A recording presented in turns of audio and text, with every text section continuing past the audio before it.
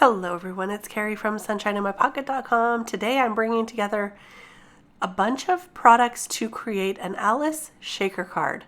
Now I have these keyholes already cut out from the die set from Missing Stamps, and I'm going to bring in a couple of other sets as well.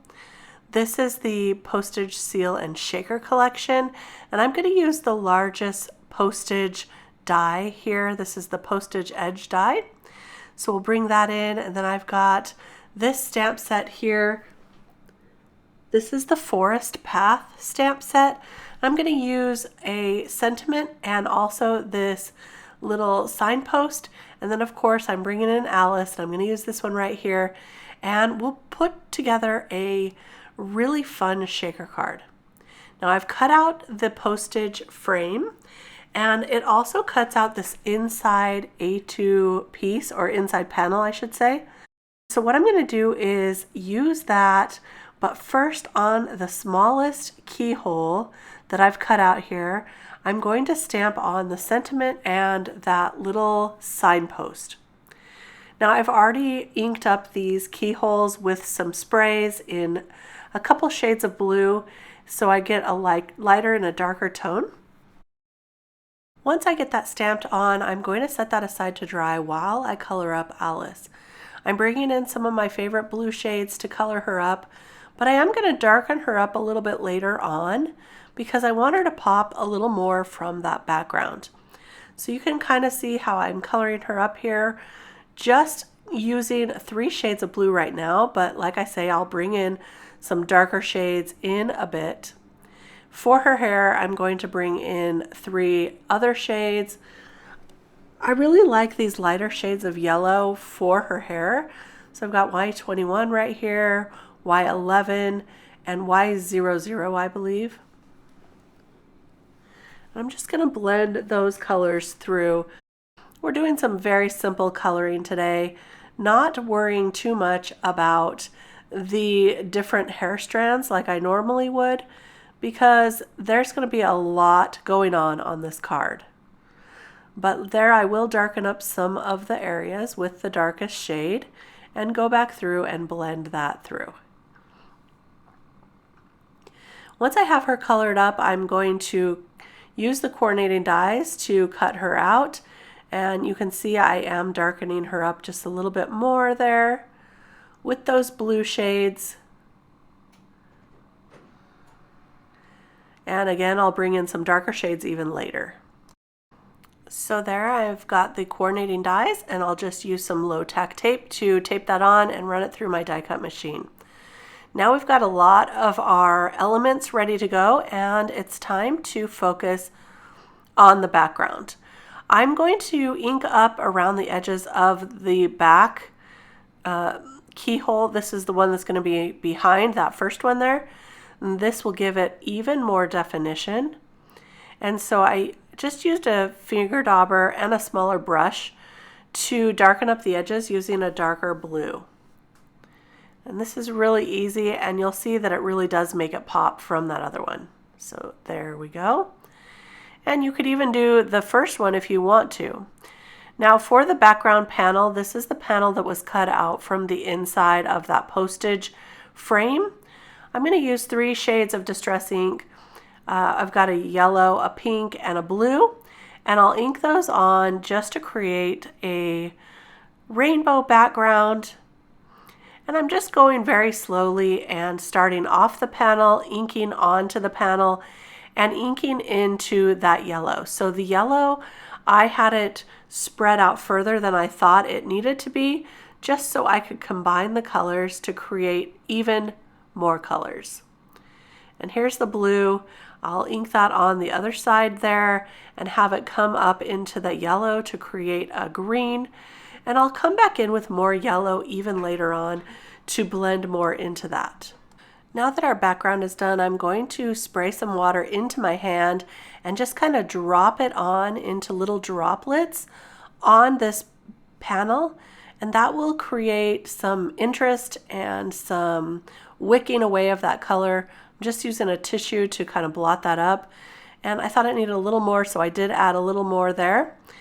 But now that that's done, we can fold our card base and start putting this all together. So I am placing that frame in place temporarily. I'm just going to hold it down with a little bit of low tack tape, and that way I can put the inside panel in perfectly where it needs to go.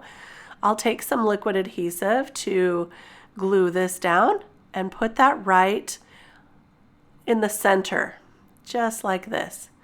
Now I'm going to take away that frame because we're going to make a shaker card out of this, but I like putting down the background first. That way I know that I get it exactly where it needs to be so that I can put the frame exactly where that needs to be. So I have some acetate here. I'm just going to cut it down a little bit with my trimmer, and I'm going to make sure that it fits behind that frame. Looks pretty good here. And I'll use some liquid adhesive on the back of the frame and then put the acetate down on top of that. I'm going to use my magnets to adhere that down and give it plenty of time to dry because I definitely don't want my shaker to fall apart. So the trick is to definitely give it plenty of time. Don't rush this part. Now that that's dry, we can glue together our keyhole dies, and I'm going to add Alice to the top with a little foam adhesive to pop her up. And then we're going to add all of that onto the acetate, just with liquid adhesive again. And it's going to look good right about there. So you can see I've cut a few pieces of the hearts and keys from the mini die set, and these can be used inside your shaker as shaker bits. They can also be used as decoration on the front. Today I'm going to use them on the front, but I kind of missed an opportunity to use them inside as well, which was the original plan, but you're going to see that I forget to add them in. So I've got some thin strips of double thick adhesive. This is foam adhesive, and this is what I'm going to use around that frame to pop it up and leave plenty of room for our shaker pieces inside. I haven't removed the backer pieces to that, so I can just test it out first. And I've got a bunch of shaker pieces here, some older that I've had for lots of years, but some that I really wanted to use that were in the perfect shade of blue. So these are kind of like an Alice blue iridescent shaker, and these are beautiful in here. So I'm just testing them out, but you can see they do get kind of all over the place, which is why when you put your shaker together, you want to make sure that you have it adhered really well. If you want to, you could add foam tape around the inside of that keyhole die as well, so you only shake around the edges. But I decided I'm just going to make the entire front panel a shaker, and so I'm adding quite a few sequins to be able to do that. And this way it's going to shake all behind the whole front panel. Some of it you're not going to be able to see because of the keyhole die, but that's okay. So I'm just making sure to get it all inside the frame there, and that way when we tear off the backer adhesive, it all remains contained in the inside panel. So I'll remove that backer and then line it up carefully, put it on, and then make sure to press really well around all of the sides so none of those shaker pieces fall out. And look at that. That is really, really cool. All right, so here's the rest of the pieces here that I forgot to add, but that's why we're going to add them to the top. I've got a little letter here from the Lots of Letters mini die, and I'm going to add a little heart to that matches our Alice. And I'm just going to ink around the edges with that with a finger dauber here. That way it can stand out from that background. See that? And then I'm just going to audition a few of these pieces here. I decided that the dark blue was really taken away from the rest of my images and my shakers. So I went ahead and cut some more light blue here and a silver, and I'm going to use those instead. We'll save the dark blue for another time. So that's going to look good like that. And I'm just gonna fuss with this just for a little bit until I get it just like I want. And I have some twine here that I'm going to tie in some mini bows, and I'm going to use those to look like they're tied around those lockets. And that's a pretty good size right there. So I'm just going to cut that off and we'll glue that to the top.